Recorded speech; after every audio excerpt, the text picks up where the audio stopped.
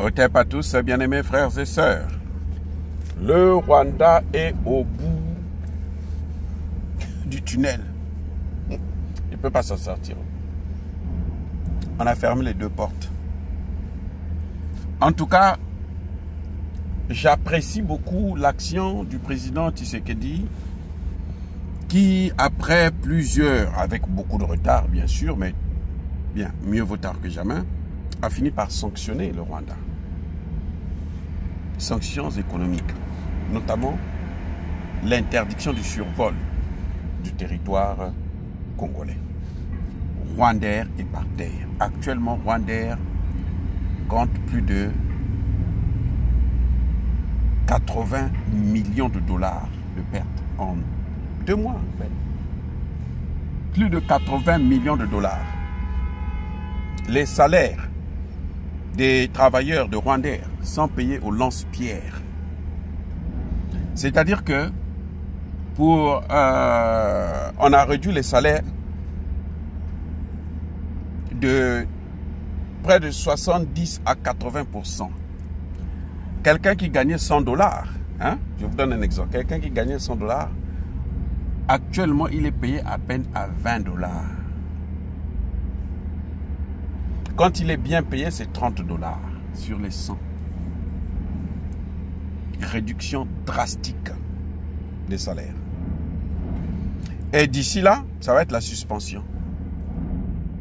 Et après, Terminator.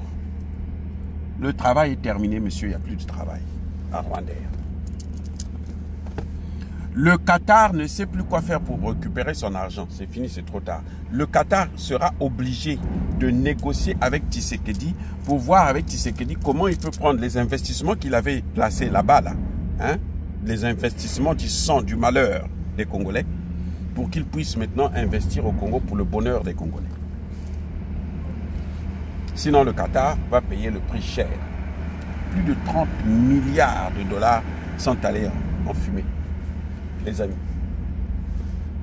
C'était ça qu'on attendait. Parce que, vous voyez, c'est pour ça que je dis tout le temps, hein, il y a parfois des Congolais qui sont pas contents de moi parce que je dis que, mais écoutez, on ne peut pas attendre tout des étrangers. On ne peut pas attendre, hein, je ne sais pas quoi, des étrangers seulement. Non, nous devrons nous-mêmes assumer notre responsabilité. Les États-Unis peuvent sanctionner, mais nous aussi, on doit sanctionner. Le Congo doit sanctionner. Le Congo doit sanctionner tous ceux qui lui font du mal, tous ceux qui détruisent le peuple congolais. Sinon, mais ce serait un précédent qu'on est en train de créer avec ces chefs d'État pourris de la sous-région. Ces chefs d'État voyous et vauriens. Donc, cette fois-ci, Tshisekedi s'est réveillé, il a pris des sanctions. Il a sanctionné Rwandair. C'est comme ça que ça doit se faire. Vous ne pouvez pas aller demander aux autres, non, c'est la diplomatie. Non, la solution diplomatique, là, elle commence d'abord par nous-mêmes. Ce que nous avons comme arme, nous devons l'utiliser. Et c'est ça que Tshisekedi a fait. Tshisekedi n'a pas fait la magie. Il a seulement suspendu l'espace aérien. La RDC, là, les avions, là, ils peuvent passer partout. Ils ont 9 pays. 9 pays. Les 9 pays là ne peuvent pas suspendre tous les 9. Non, on va enclaver la RDC. C'est pas possible. Les 9 là ne peuvent pas le faire. Parce qu'il n'a pas de problème avec tous les 9. Il y en a qui sont plus, c'est-à-dire qui s'illustrent comme étant, il faut qu'ils détruisent le Congo. Il faut qu'ils prennent une partie du Congo. C'est le Rwanda, c'est l'Ouganda. Le reste là, même s'ils essaient d'aider parce que, bon, il y a des influences, il y a la corruption, il y a le lobbying et tout, mais ça ne peut pas être outre mesure. Donc, comme le Congo a pris des sanctions comme ça, là, il faut renforcer ces sanctions. C'est-à-dire que tous les Rwandais qui sont au Congo, là, il faut commencer maintenant à les chasser. Celui qui a été directeur, vous l'enlevez de ce poste. Vous mettez un Congolais. Il y a des Congolais qui sont là, qui cherchent du travail. Celui qui était général, ah ok, vous étiez général, allez-y à la retraite. Ou bien repartez chez vous au Rwanda. Si vous n'êtes pas content, repartez au Rwanda. Puisqu'ils sont tous des traîtres. Si on ne peut pas gérer les traîtres, on ne peut pas chasser les traîtres congolais, sauf lorsqu'on les prend en flagrant délit, bon, on les punit par la loi. Mais au moins ceux qui sont rwandais, oui, la moindre des choses, c'est les chasser de la RDC, par exemple. Ça va décourager ceux qui viennent pour venir faire la même chose. Les gens qui sont en train de... Les Rwandais qui sont en train de rentrer là, actuellement à Goma, là, qu'on est en train de remplacer par prendre la place des Congolais, là. C'est Rwandais, là. Mais quand la paix va venir, là, il faudrait les chasser tous. On ne peut pas les garder. Sinon, il y aura encore une autre guerre après 10 ans, après 15 ans. Ça reviendra. La seule façon, c'est de prendre des sanctions définitives et puis ne plus jamais revenir là-dessus. Donc, vous voyez, c'est ça ce qui est bien. Hein, il faut saluer ça, ce genre d'initiative de sanctions. La crise économique, elle est grave et elle continue de s'aggraver en RDC. Et j'espère que Tshisekedi ne va pas reculer, comme le demande l'Église du Congo.